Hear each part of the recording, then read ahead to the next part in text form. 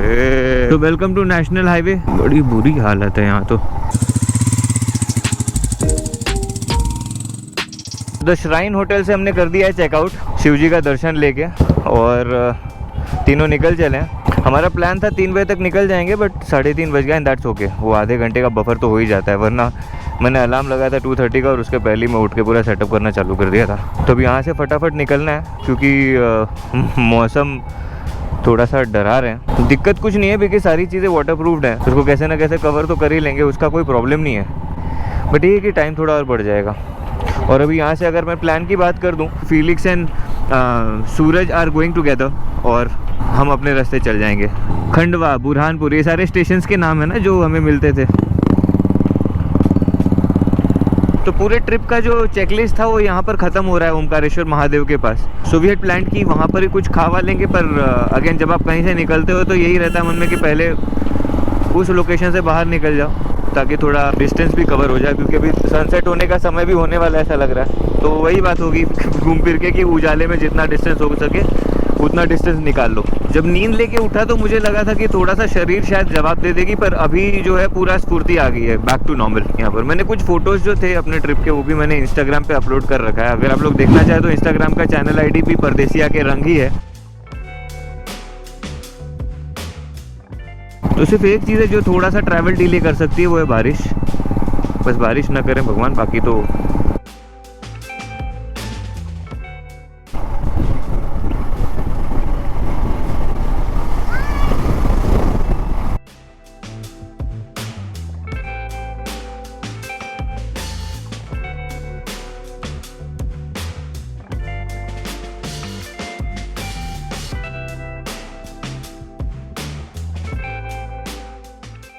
शाम के 4 बज रहे हैं। और अगर घर की बात कर दूं तो एक 12.25 घंटे का राइड है, लास्ट पड़ाव इस पूरे ट्रिप का। जहाँ पर सूरज को और इनको मैंने बाय बोला ना, तो और एक डिटोर दिखा रहा था पीछे। मुझे लगा कि शायद हो सकता है कुछ मिस्टेक होगा, एंड लेटर ऑन समझा कि वो धूले वाला रास्ता सूरज एंड फिलिक्स के लिए नहीं था, उनके लिए कुछ और ही रास्ता था। धूले से तो हमको जाना है, तो इसीलिए फिर हम बाय बोल के अपने अपने रास्ते पकड़ लिए। जब आप लोग बाहर निकलेंगे ना तो मार्केट पार करने के बाद आप लोगों को स्टेट हाईवे मिलेगा जो 61 किलोमीटर्स तक होगा, और उसके बाद जो है वो NH से कनेक्ट होगा। तो मुझे ऐसा लग रहा है कि पूरा 61 किलोमीटर अब स्टेट हाईवे जनरली ऐसे ही होते हैं, तो बस इसी टाइप से होगा, 2 वे रास्ता, सिंगल लेन। बट अभी तक जितना देखा मैंने MP में ख़राब रास्ता वैसे मिले नहीं उतने। तो हाँ, यही है कि आप लोग अगर बाई रोड आ रहे हैं तो अवॉइड कीजिए अंधेरे में आने, क्योंकि प्रॉब्लम वही होती है कि सामने से जब गाड़ियाँ आएंगी ना तो बहुत तकलीफ होती है वहाँ को। वैसे रोड तो काफ़ी अच्छा है, मुझे लगा था कि सामने से बहुत गाड़ियाँ आएंगी, पर ऐसा कुछ हुआ नहीं। ओए, पीछे ट्रॉली लेके इतनी स्पीड में दौड़ा रहा था, ट्रॉली का पहिया डगड़ा खतरों के खिलाड़ी। ये क्या है भाई, अजीब लोग हैं।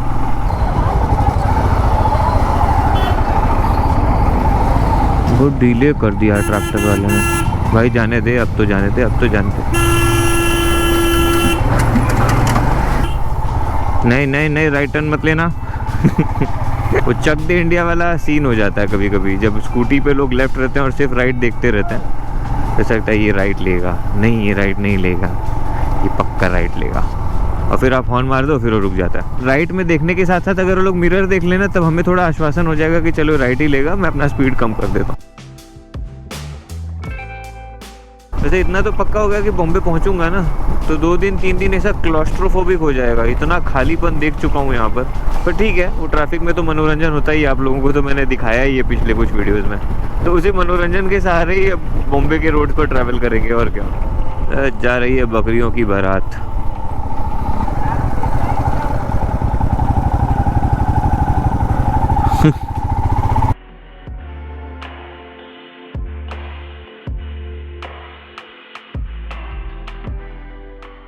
फोर लेन न मिले, ऐसा भी रास्ता मिले ना इतना पेस पे अगर खाली हो, तब तो मज़ा ही आ जाए चलते चलते।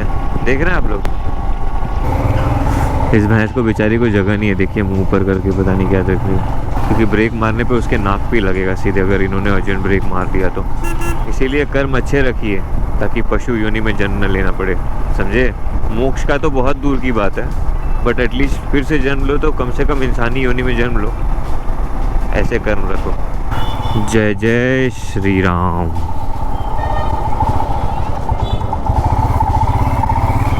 तो जितना मैं सोचा था उससे काफ़ी अच्छा रोड था ये, और खाली भी था।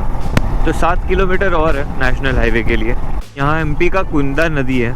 यह नदियों में ये सेटअप बड़ा मस्त बनाते हैं लोग, डैम जैसा, ताकि पानी जो है पूरा एक यूनिफॉर्म होके बहे। ऐसा नहीं है कि एक ही साइड से बह जाए, बढ़ जाती है जो पानी की धारा है। तो मुझे लगा था नेशनल हाईवे कुछ नेशनल हाईवे जैसा होगा, बट हम थोड़ा सा होपलेस होते हुए, बट हाँ ट्रक्स दिख रहे हैं तो नेशनल हाईवे है। और इसका संकेत यही है कि भैया उजाले के पहले निकल लो इधर से। एक बात तो कहनी पड़ेगी, आप चाहे 10 दिन का प्लान करो, चाहे 20 दिन का, चाहे 6 महीने का।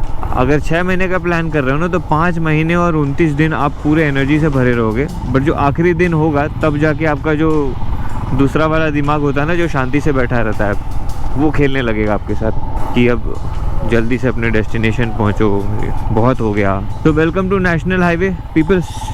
This is NH 347B। क्या माली ब्रोज, समझाओ अपने ड्राइवर को। गोल्डन आवर से गुजर रहे हैं हम। सूर्योदय और सूर्यास्त के सूरज हमेशा सुंदर होते हैं, और सूरज मुझे हिंट दे रहे हैं कि वो जल्दी ही अस्त होने वाले हैं आज के दिन के लिए। तो हमारा कर्म ये बनता है कि सूर्यास्त के पहले जितना हो सके उतना डिस्टेंस पार करें।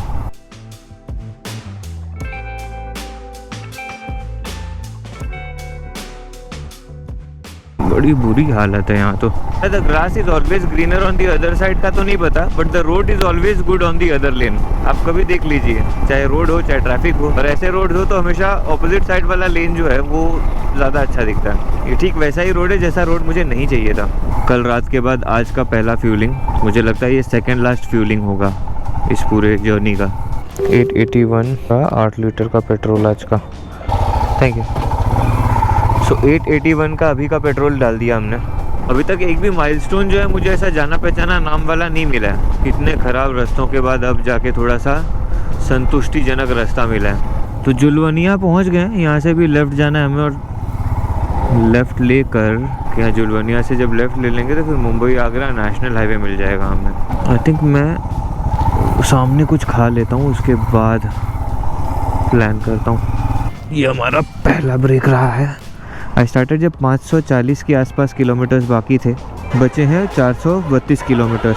अगर आप लोगों को ओमकारेश्वर जाना भी है तो मुंबई आगरा हाईवे से यहाँ पर आप अगर देखेंगे तो श्याम श्री रेस्टोरेंट से आपको राइट टर्न ले लेना और सीधा चला जाएगा। तो एमपी में अगर आप लोग हैं, आप लोगों के पास ट्रैक्टर है, और अगर आप लोगों को ट्रैक्टर के पीछे सिद्धू मूसेवाला जैसा अगर स्पीकर का सेटअप करना है तो भाई से ज़रूर मिलेगा।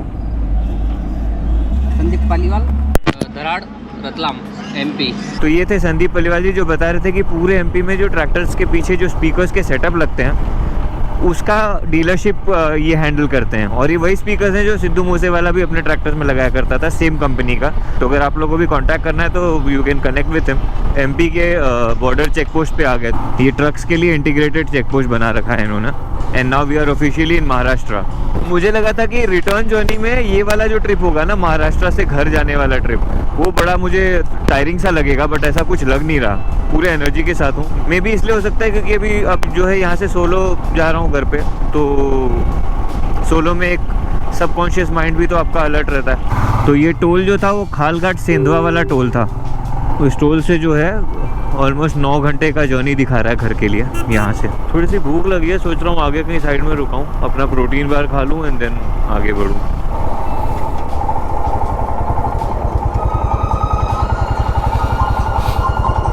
Malegaon bypass, last fuel break 668 रुपीजचं।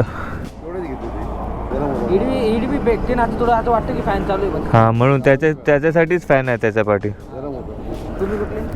मी मुंबईत राहतो आणि माझा गाव बनारसला। मुंबईतून बनारस गेलो, तिथे दर्शन झालं आणि आता परत बॉम्बेला। ॲव्हरेज 27। नाव क्या तुमचं? विशाल। विशाल, हाँ। तो नासिक से 37 किलोमीटर्स पीछे रुका हूँ। खाली सोचा एक ब्रेक ले लूँ, पानी पी लूँ, थोड़ा स्ट्रेचिंग वेचिंग कर लिया। 178 किलोमीटर्स और बाकी है मुंबई के लिए।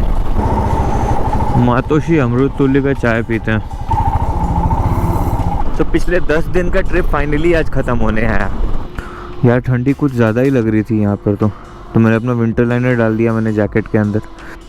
पूरे ट्रिप में विंटर लाइनर यूज़ नहीं हुआ, पहुँचते पहुँचते आखिर हो ही गया use. So my home is 1 to 3 kilometres away from here. ये इगतपुरी क्रॉस करके कसारा घाट के टोल पे आ गए हम। अब यहाँ से आगे कसारा घाट शुरू होगा। ये 2 चाय ने एकदम पूरा रिफ़्रेश कर दिया। और अभी ये 2.5 घंटे का ट्रैवल, अब आएगा कसारा घाट तो अब इजीली निकल जाएगा आफ्टर बीइंग फ्रेश पानी और चाय ब्रेक के बाद। तो कार जा रही है, इसमें बंदे लोग भी वहाँ थे चाय पीते वक्त, और उसमें वो बंदा बोलता है आपको ठंडी लग रही है, हम लोग तो कार में ही ठिठुर रहे हैं। तो कसारा का घाट सेक्शन शुरू हो गया। आप लोग देखेंगे तो हर टर्निंग पे आपको स्पीड ब्रेकर्स दिखेंगे, हर टर्निंग के पहले।